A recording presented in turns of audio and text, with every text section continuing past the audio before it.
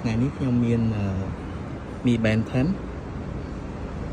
Mi Band 10ហើយជាមួយនឹង Apple Watch Ultra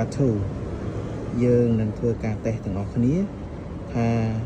Smart Watch ហើយនិង Smart Band វា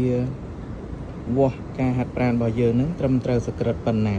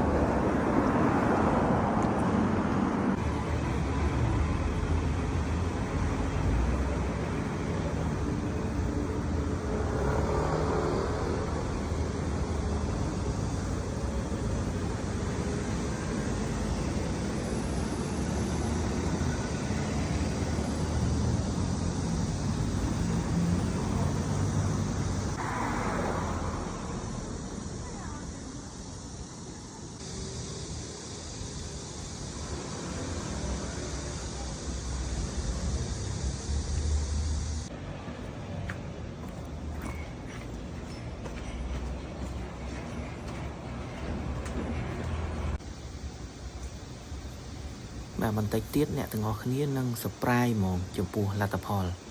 នាឡិកាដែលតម្លៃ1លានលើសហើយនឹង Smart Band ដែលតម្លៃត្រឹមតែ 70000 វ៉ុនទេចាំមើលលទ្ធផលទាំងអស់គ្នាតិចទៀតណាឡើងតួសាហាវ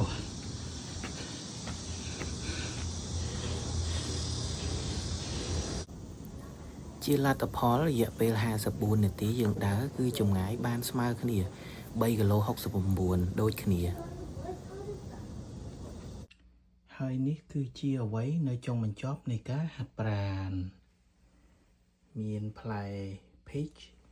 មានអំបិលម្ទេសលាយបង្គាក្រៀមអូ